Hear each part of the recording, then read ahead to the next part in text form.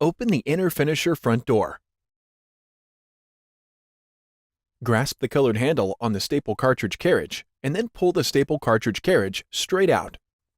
Using the two tabs on each side of the staple cartridge, lift up to remove the empty staple cartridge from the staple cartridge carriage. Do not discard the staple cartridge carriage. It must be reused with the new staple cartridge. Recycle the empty staple cartridge. Insert the new staple cartridge into the staple cartridge carriage.